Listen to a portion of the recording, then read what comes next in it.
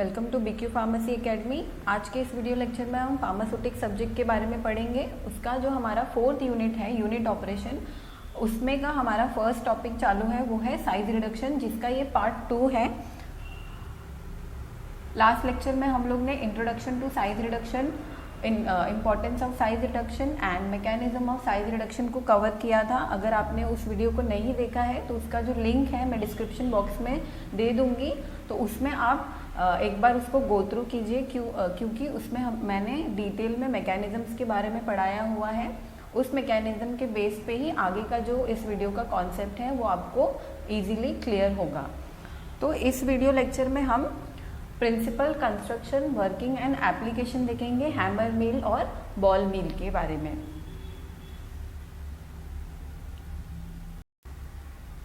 सबसे पहले हम हैमर मिल के बारे में जान लेते हैं कि हैमर मिल क्या है और उसका प्रिंसिपल क्या होता है। The principle of hammer mill is the hammer mill operates on the principle of impact. तो हमारा हैमर मिल है वो इम्पैक्ट के मैकेनिज्म पे वर्क करता है। इम्पैक्ट का मैकेनिज्म मैंने लास्ट लेक्चर में आप लोग को पढ़ाया था कि इम्पैक्ट यानी कि अगर हम लोग किसी लार्ज पार्टिकल का या तो लार्ज सब्सटेंस का साइज किसी ऑब्जेक्ट से हिट करते हुए अगर रिड्यूस करते हैं तो उस मैकेनिज्म को हम लोग इम्पैक्ट कहते हैं। यानी कि अगर फॉर एग्जांपल जो एक बड़ा सा पत्थर था उसको अगर हम लोग को स्मॉल पीसेस में रिड्यूस करना है तो हम लोग क्या यूज़ करते हैं, एक हम लोग हथौड़ा जो होता है उसको हम लोग यूज़ करते हैं, उस पर कंटिन्यूसली हम लोग उस बड़े से पत्थर को हिट करते रहते हैं उस हथौड़े से। तो हिटिंग प्रोसेस के थ्रू जो हमारा बड़ा सा पत्थर है वो छोटे छोटे पत्थर्स में कन्वर्ट हो जाता है। तो इस मैकेनिज्म को हम लोग इम्पैक्ट कहेंगे। इम्पैक्ट यानी कि अगर हम लोग किसी ऑब्जेक्ट के थ्रू हिट करते हुए अगर किसी चीज़ का साइज रिड्यूस कर रहे हैं तो उसको हम लोग इम्पैक्ट कहते हैं। तो हमारा जो हैमर मिल है ये इम्पैक्ट के मैकेनिज्म पे वर्क करता है। नेक्स्ट हम इसके कंस्ट्रक्शन के बारे में जान लेते हैं कि हैमर मिल का कंस्ट्रक्शन पार्ट क्या है। तो इसके कंस्ट्रक्शन पार्ट के बारे में बात कर लेते हैं। It consist of steel casing enclosing a central shaft to which 4 or more swinging hammers are attached. In lower part, it consists of screen and receiver.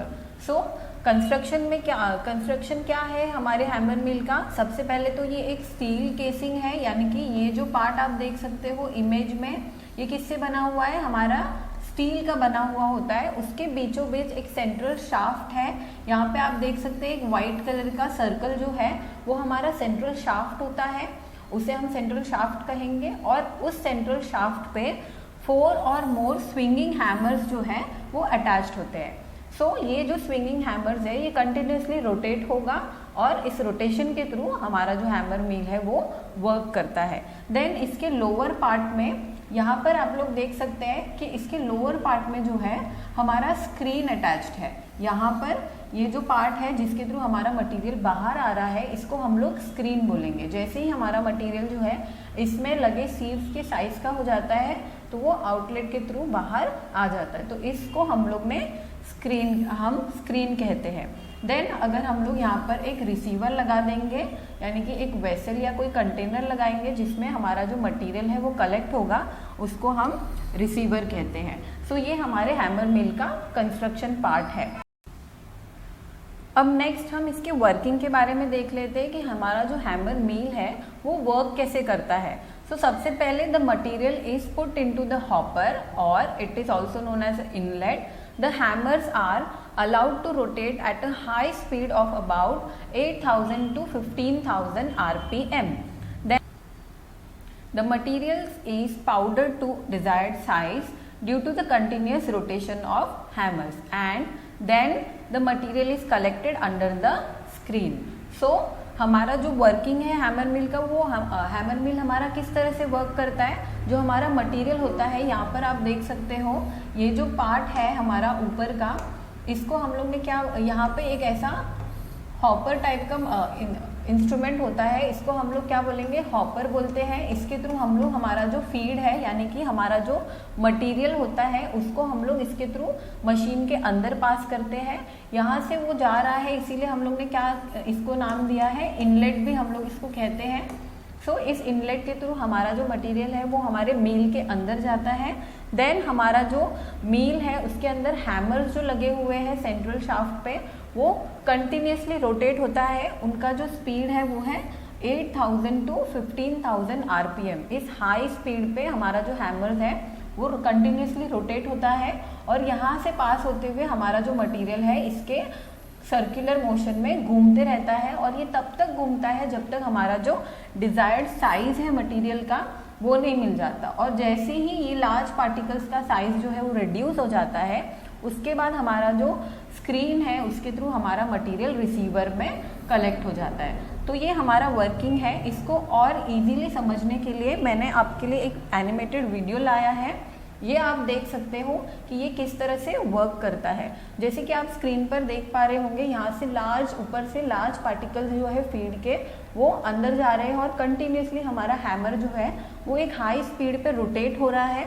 उस रोटेशनल मूवमेंट की वजह से हमारा जो हैमर है वो हमारे मटेरियल को हिट कर रहा है और वो तेज़ी से हिट करने की वजह से हमारा जो मटेरियल है उसका साइज रिड्यूस होकर हमारे स्क्रीन के थ्रू बाहर आ जाता है। तो इस तरह से हमारा जो हैमर मील है वो काम करता है। अभी इसमें आप लोग देख पा रहे होंगे कि इम्पैक्ट मैकेनिज्म जो है वो कैसे वर्क कर रहा है। यहाँ पर हम हैमर जो है वो कंटिन्यूसली रोटेट हो रहा है और उसके रोटेशन की वजह से जो हमारा साइज रिडक्शन है वो ऑकर हो रहा है। तो इस तरह से इम्पैक्ट का मैकेनिज्म आप देख पा रहे होंगे कि हैमर जो है वो हिट करते हुए हमारे मटेरियल का साइज रिड्यूस कर रहा है। तो ये हमारा वर्किंग पार्ट है। अब हम हैमर मील के एप्लीकेशन के बारे में देख लेते हैं। तो एप्लीकेशन क्या है? The hammer mill is used for producing intermediate grades of powder from almost all types of substance except sticky materials that chokes the screen। तो हमारा एप्लीकेशन क्या है? जो हमारा हैमर मील है वो इंटरमीडिएट ग्रेड्स ऑफ पाउडर को प्रोड्यूस कर सकता है। इंटरमीडिएट ग्रेड्स यानी कि वो कोर्स पाउडर भी हो सकता है, यानी कि हल्का दरदरा पाउडर भी हो सकता है, एकदम फाइन पाउडर भी हो सकता है और वेरी फाइन पाउडर भी हो सकता है। तो हर एक टाइप जो भी हमारा सब्सटेंस होगा वो किसी भी साइज में हम लोग उसका साइज जो है वो रिड्यूस कर सकते हैं। एक्सेप्ट हम लोग जो स्टिकी मटेरियल्स होता है जो हमारे मशीन्स में जाके चिपक सकते हैं वो हम लोग इसमें उसका साइज रिड्यूस नहीं कर सकते। क्यों? बिकॉज जो हमारा स्क्रीन होता है जहाँ से आउटलेट प्रेजेंट होता है जहाँ पर, वहाँ पर अगर ये मटेरियल स्टिकी रहा तो वहाँ पर जाकर चिपक जाएगा और आउटलेट जो है हमारा वो पूरी तरह से ब्लॉक हो जाएगा, जिससे हमारा जो मटेरियल है वो अंदर ही घूमता रहेगा और बाहर कलेक्ट नहीं हो पाएगा। इसीलिए हमारा जो स्टिकी मटेरियल होता है उसको हम लोग हैमर मिल्स में कभी भी साइज रिड्यूस करने के लिए नहीं यूज़ कर सकते। ये कभी कभी हमारे हैमर्स पे भी चिपक सकता है, इसीलिए हम लोग स्टिकी मटेरियल्स को अवॉइड करते हैं। तो ये सारा हमारा एप्लीकेशन था। अभी हम लोग ने हैमर मिल की कंस्ट्रक्शन, वर्किंग, प्रिंसिपल और एप्लीकेशन के बारे में पढ़ा। अभी नेक्स्ट बॉल मिल के बारे में देख लेते हैं कि बॉल मिल का प्रिंसिपल क्या है। It works on the principle of impact and attrition. So impact के बारे में हम लोग ने हैमर मिल में पढ़ा कि अगर किसी ऑब्जेक्ट से हम लोग लगातार उसको हिट करते हुए उसकी साइज को रिड्यूस कर रहे हैं, सो वो हमारा इम्पैक्ट होता है। और एट्रिशन क्या होता है? अगर दो सरफेसेस के बीच में हम लोग अगर हमारे प्रोडक्ट को घिसते हुए उसका साइज रिड्यूस कर रहे हैं, देन वो एट्रिशन होता है। तो हमारा जो बॉल मिल है ये इम्पैक्ट पे भी वर्क करेगा और एट्रिशन पे भी वर्क करेगा। इसमें किसी ऑब्जेक्ट के थ्रू हम लोग हमारे मटेरियल को हिट भी करेंगे और उसके सरफेसेस के थ्रू वो घिसते हुए भी उसका साइज जो है वो रिड्यूस होगा। तो ये हमारा बॉल मिल का प्रिंसिपल है। नाउ हम देख लेते हैं कि उसके कंस्ट्रक्शन पार्ट में क्या क्या प्रेजेंट है। तो सबसे पहले it consist of a hollow cylinder which is mounted on a metallic frame in such a way that it can be rotated on its longitudinal axis. So the cylinder contains balls that occupy 30 to 50% of the meal volume and the weight of the balls is kept constant. The ball size depends on the size of the feed. So इसके construction part में सबसे पहले ये क्या है? होलो cylindrical shape का machine है जिसको हम लोग बॉल मिल कहेंगे, जो कि एक मेटालिक फ्रेम के ऊपर फिटेड होता है। ये आप लोग इमेज में देख पा रहे होंगे, ये जो स्टैंड टाइप का है वो क्या है? हमारा मेटालिक फ्रेम है जिसके ऊपर ये जो सिलेंड्रिकल मशीन है हमारा या सिलेंड्रिकल वेसल है वो उस पर फिटेड है, और ये इस तरह से फिटेड है कि ये हमारे अपने लॉन्गिट्यूडनल एक्सिस पे रोटेट हो। लॉन्गिट्यूडनल एक्सिस का मीनिंग क्या है, आप लोग देख पा रहे होंगे, ये ग्रीन कलर का एरो जो है वो उस तरह से ये जो हमारा मशीन है वो रोटेट होगा, उसका रोटेशनल मूवमेंट लॉन्गिट्यूडनल एक्सिस होगा। देन अभी हमारा जो सिलेंडर है वो कितने % वॉल्यूम को कवर करता है, वो 30 to 50% जो वॉल्यूम है हमारे मील का, यानी कि जो हमारा मील के अंदर जगह होगी उसमें वो 30 to 50% जो वॉल्यूम होगा उसका वो हमारे बॉल से भरा हुआ होगा। देन हमारे जो बॉल का वेट है वो हम लोग कांस्टेंट रखते हैं, और उसका जो साइज़ है वो डिपेंड करता है कि हमारा मटेरियल जो है वो कितना साइज़ का है, यानी कि अगर उसका साइज़ जो है वो ज़्यादा बड़ा होगा तो हमारा बॉल का साइज़ भी हम लोग उसके अकॉर्डिंगली रखेंगे। सो ये हमारा कंस्ट्रक्शन पार्ट है जिसमें हम लोग देख पा रहे हैं कि एक सिलेंड्रिकल वेसल है जो कि लॉन्गिट्यूडनल एक्सिस पे रोटेट होगा, और इसमें हमारा जो बॉल्स है, बॉल्स जो है वो आयरन के भी हो सकते हैं और स्टील के भी हो सकते हैं। तो ये टोटली डिपेंड करता है हमारे मील पे, और जो हमारा बॉल है वो 30 to 50% वॉल्यूम जो है हमारे मील का वो ऑक्यूपाई करता है, और इसका वेट एंड साइज जो है वो डिपेंड करता है हमारे मटेरियल के अकॉर्डिंग। सो नाउ अभी हम लोग देख लेते हैं कि इसका वर्किंग पार्ट क्या है। सबसे पहले इसका वर्किंग जो है वो है the drug to be grind is put into the cylinder of the mill and it is rotated. So जो हमारा जो ड्रग है वो हम लोग क्या करेंगे, इस सिलेंड्रिकल वेसल के अंदर हम लोग इसमें हमारे मटेरियल को प्लेस करेंगे, और हम लोग इसका स्विच जो है वो ऑन करेंगे। जैसे ही हम लोग इसका स्विच ऑन करते हैं तो ये लॉन्गिट्यूडनल एक्सिस के ऊपर वो घूमने लगता है, और इस तरह से वो घूमते घूमते उसके अंदर जो बॉल्स है वो उसका साइज रिड्यूस करते हैं। अभी the speed of the rotation is very important here, यानी कि जो हमारा जो रोटेशनल मूवमेंट का स्पीड है, अभी हमारा जो बॉल मिल है वो लॉन्गिट्यूडनल एक्सिस पे रोटेट होगा। अब इस रोटेशन में हमारा जो बॉल का स्पीड होगा या हमारे मील का जो स्पीड होगा उसके ऊपर हमारा जो साइज रिडक्शन है वो डिपेंड करता है। अभी इसके तीनों स्पीड के बारे में हम पढ़ लेते हैं। सबसे पहला इसका जो स्पीड है वो है at a low speed. So at a low speed ball slide और roll over each other and only a negligible amount of size reduction will occur. So low speed पे क्या होगा, जो हमारा मटेरियल है और जो हमारा बॉल है वो आपस में रोल होने लगेंगे, और थोड़ा सा जो साइज रिडक्शन है वो पॉसिबल है। क्यों? बिकॉज अगर बहुत ज़्यादा लो स्पीड होगा तो मटेरियल और जो बॉल है वो उतना मूवमेंट नहीं ले पाएंगे अंदर, वो आपस में ही नीचे रोल करने लगेंगे या स्लाइड होने लगेंगे। तो इसीलिए वहाँ पे थोड़ा बहुत अमाउंट में 2 to 3% जो साइज रिडक्शन है हमारे मटेरियल का वो पॉसिबल है। क्यों? बिकॉज आपस में बॉल्स जो है मटेरियल्स के घिसते हुए उनका थोड़ा बहुत साइज रिडक्शन पॉसिबल है, बट ये पूरी तरह से काम नहीं कर पाएगा। देन दूसरा जो हमारा स्पीड है वो है at a high speed. So at high speed the balls will be thrown out to the wall by centrifugal force and no grinding will occur. So आप स्क्रीन पर देख पा रहे होंगे कि अंदर का जो हमारा मटेरियल है उसका रोटेशनल मूवमेंट कैसा होगा। सो अगर वो बहुत ज़्यादा हाई स्पीड पे हम लोग उसको रोटेट करेंगे तो आप लोग ने सुना होगा सेंट्रीफ्यूगल फोर्स के बारे में। सेंट्रीफ्यूगल फोर्स क्या होता है? सेंट्रीफ्यूगल फोर्स यानी कि अवे फ्रॉम सेंटर, मतलब अगर किसी ऑब्जेक्ट पे सेंट्रीफ्यूगल फोर्स अप्लाई होता है तो ये उसको अवे फ्रॉम सेंटर पुश करता है, तो इस फोर्स को हम लोग सेंट्रीफ्यूगल फोर्स कहते हैं। देन अभी हाई स्पीड पे क्या होगा, हमारा जो मटेरियल है वो यहाँ पर बीच में ही रह जाएगा और हमारा जो बॉल है उस पर फोर्स अप्लाई हो रहा है, इसीलिए वो साइड में हमारे जो सिलेंड्रिकल वेसल है उसके साइड में रोटेट होने लगेगा। तो उसके रोटेशन की वजह से जो बॉल्स है वो हमारे मटेरियल तक पहुंच ही नहीं पाएंगे, और अगर वो उस मटेरियल को हिट नहीं करेंगे तो उनका जो साइज रिडक्शन है वो बिल्कुल भी नहीं होगा। इसीलिए no grinding will occur at high speed. High speed पे कोई थोड़ा भी जो हमारा साइज रिडक्शन है मटेरियल का वो नहीं हो पाएगा। अभी जो हमारा थर्ड स्पीड है वो है एट जो हमारा थर्ड स्पीड है वो है एट 2/3 स्पीड। 2/3 यानी कि इसको हम लोग मीडियम स्पीड भी कह सकते हैं, ना तो ये ज़्यादा लो होगा ना तो ये ज़्यादा हाई होगा, इसीलिए हम लोग ने इसका नाम 2/3 स्पीड रखा है।